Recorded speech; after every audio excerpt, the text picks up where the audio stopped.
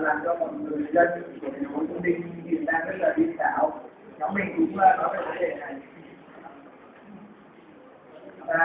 Mình xin tự giới thiệu đây là Linh, một cái đại diện trong nhóm mình bên đây thuyết trình về vấn đề kẹt xe. Trước tiên về kẹt xe thì nhóm mình đã đưa ra rõ ràng đó là lý do, hậu quả, tình trạng và giải pháp như thế nào. Sau đây mình sẽ nói sơ qua về các hoạt động của nhóm mình trong thời gian. Về lý do thì lý do kẹt xe thì đó là do dân số của chúng ta đông và dẫn đến phương tiện nhiều và cùng đổ ra đường một lúc, cho nên là sẽ xảy ra hiện tượng kẹt xe. Ngoài ra về cơ sở hạ tầng thấp không đáp ứng đầy đủ cái nhu cầu sử dụng giao thông của người dân, đó cũng là một lý do. Đồng thời với đó là về ý thức của người dân chưa được cao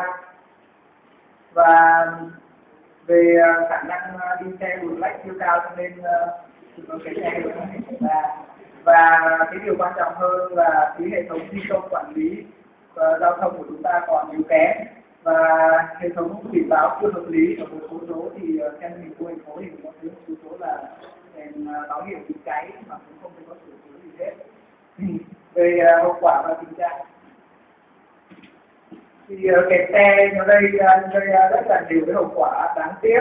như là tiêu tốn năng lượng, làm tiêu tốn thời gian, làm hại sức khỏe của người tham gia giao thông, làm xấu hình ảnh của đất nước. Giống như những người nước ngoài qua Việt Nam tham quan một lần thấy hiện tượng kẹt xe như vậy thì chắc chắn là họ sẽ không còn ý định đến Việt Nam chơi lần thứ hai. Và những cái lý do vừa nêu trên đều dẫn đến một cái lý do quan trọng nhất, đó là làm giảm cái kinh tế của đất nước chúng ta xuống. Ngoài ra thì kẹt xe còn làm ô nhiễm môi trường, làm mất đoàn kết dân tộc. Vì đang trong lúc kẹt xe thì những người trong đó trời Sài Gòn rất là nóng rồi, kẹt xe tiếng xe nổ rồi người này nói người kia rồi xảy ra xô xát đánh nhau trên đường thì cũng không ai có thể kiềm chế được. Về trộm cướp, trong lúc kẹt xe thì những bọn trộm nó sẽ lẻn lên và móc túi chúng ta bất cứ lúc nào. Và chưa kể là kẹt xe thì có thể làm ảnh hưởng và hư hỏng đến cơ sở hạ tầng giao thông. Về giải pháp xử lý kẹt xe thì nhóm mình đã đưa ra một số cái giải pháp mà hầu hết những giải pháp này bây giờ các bạn trong các nhóm nói đều đã cùng với nhóm mình rồi, mà mình vẫn xin nói lại là đổi giờ làm sẽ tăng thuế của một số loại xe và dựa theo cái mức đo đạc về cái lượng chất thải của xe đó, và tăng các phương tiện giao thông công cộng, ví dụ như là xe buýt, xe lan chẳng hạn, rồi sẽ mở các lớp giáo dục giao thông và hướng là sẽ đưa môn giao thông vào ngay nhà trường từ cấp 1, cấp 2 đến cấp 3 để giáo dục các tầng lớp sau ý thức được cái tầm quan trọng của giao thông ngay từ bé. Rồi sẽ tăng lực lượng, đồng thời với đó là tăng chất lượng của cảnh sát giao thông lên để họ có thể quản lý đường phố một cách hoàn hảo nhất. Ngoài ra còn quy hoạch lại cơ sở hạ tầng, sẽ sắp xếp lại đường, phân luồng lại cho hợp lý và đặt thành báo hiệu cho nó thích hợp nhất. Và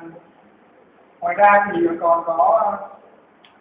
xây dựng một số đô thị vệ sinh. Nếu như chúng ta cứ gom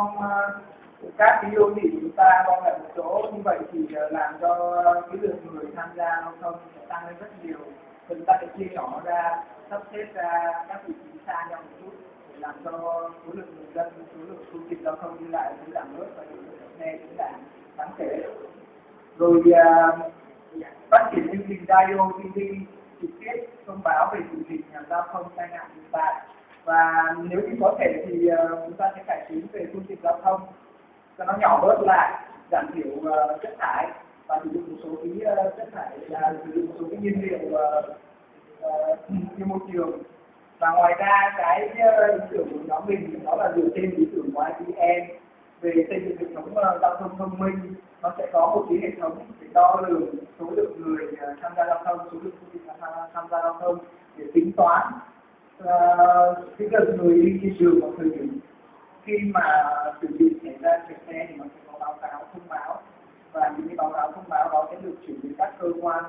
cấp cao và sẽ có những sự phân luồng hợp lý ngay tại thời điểm đó. Đó là thứ nhất.